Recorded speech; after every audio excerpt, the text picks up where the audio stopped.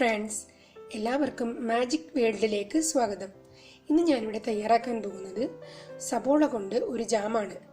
അതെങ്ങനെയാണ് തയ്യാറാക്കുന്നതെന്ന് നമുക്ക് നോക്കാം.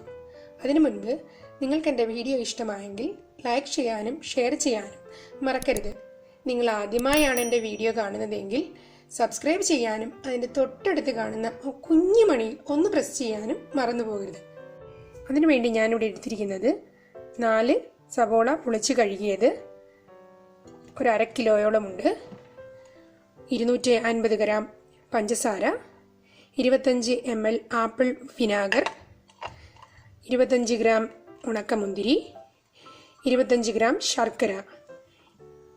ആദ്യമായി നമ്മൾ ഇതേപോലെ ഒരു പാൻ വെച്ചിട്ട് നമ്മൾ അരിഞ്ഞു വെച്ചേക്കുന്ന ഉള്ളി അതിലേക്ക് ഇടുക. എണ്ണയൊന്നും ഒഴിക്കരുത്. അരിഞ്ഞു വെച്ചേക്കുന്ന ഉള്ളി,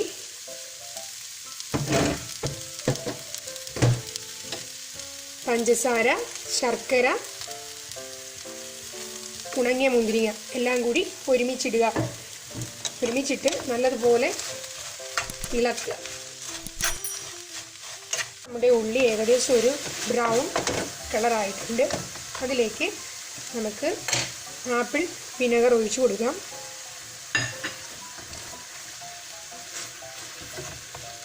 ആപ്പിൾ വിനെഗർ ഒഴിച്ച് നല്ലതുപോലെ ഇളക്കണം. ഇളക്കി വീണ്ടും ഒരു 10 മിനിറ്റോളം ആപ്പിൾ വിനെഗർ ആ ഉള്ളിയിലേക്ക് പിടിക്കാൻ വേണ്ടിയിട്ട് ഒരു 10 മിനിറ്റോളം നമ്മൾ ഇളക്കി കൊടുക്കണം. ഇതൊരിക്കലും അടച്ച് വെച്ച് ചെയ്യരുത്. കാരണം ഉള്ളിയിൽ നിന്ന് കുറേ വെള്ളം ഇറങ്ങും. അപ്പോൾ നമുക്ക് കുറേ താമസമാണ് ചെയ്യാൻ. അതുകൊണ്ട് എപ്പോഴും നമ്മൾ തുറന്ന് വെച്ചിട്ട് വേണം ചെയ്യാൻ. ഇടയ്ക്കിടയ്ക്ക് ഇളക്കി കൊടുക്കണം. നമ്മളുടെ ഉള്ളി ജാം ഏകദേശം റെഡിയായിക്കൊണ്ടിരിക്കുന്നു. ഇത് വിനാഗർ ഒഴിച്ചതിന് ശേഷം അത് മുഴുവനും ഈ ഉള്ളിയിൽ നല്ലതുപോലെ പിടിച്ച് ഈ പരുവ ഒരു ശകലം പോലും വെള്ളം ഇല്ലാതെ അത് ഫുൾ അബ്സോർവ് ചെയ്തെടുത്ത ഉള്ളി. ഇത് ഉണ്ടാക്കാൻ വളരെ എളുപ്പമാണ്. ഒരു കാര്യം മാത്രം ശ്രദ്ധിച്ചാൽ മതി, ചെറിയ തീയിലിട്ട് വേണം ഇത് ചെയ്യാൻ. എങ്കിലേ ആ ഉള്ളി നല്ല വൃത്തിയായിട്ട് വേഗത്തുള്ളൂ. അപ്പോൾ നമ്മളുടെ ഉള്ളി ജാം ഏകദേശം റെഡിയായി. ഇനി ഇത് മിക്സിയിലിട്ട് നന്നായി ഒന്ന് അരച്ചെടുക്കാം. നമ്മളുടെ ഉള്ളി ജാം മിക്സിയിലിട്ട് അരച്ചതാണിത്. ഇത് ഒന്നും കൂടി ഒന്ന് ചൂടാക്കണം. ചൂടാക്കിയിട്ട് ചൂടോടുകൂടി കുപ്പിയിലേക്ക് ഇട്ട് അടച്ച് വയ്ക്കണം. നമുക്ക് ഈ കുപ്പി തന്നെ വേണമെന്ന് നിർബന്ധമൊന്നുമില്ല. ഈ കുപ്പി ഞാൻ പ്രിഫർ ചെയ്തത് ഇതൊരു 3-4 മാസത്തേക്ക് നമുക്ക് ഫ്രിഡ്ജിലല്ല പുറത്ത് സൂക്ഷിക്കാൻ പറ്റിയ രീതിക്കാണ്.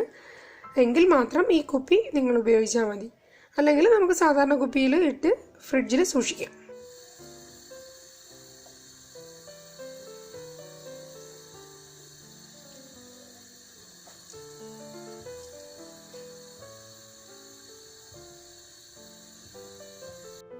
ഞാനിവിടെ കുപ്പിയിൽ ജാം നിറച്ചു ചൂടോടുകൂടി.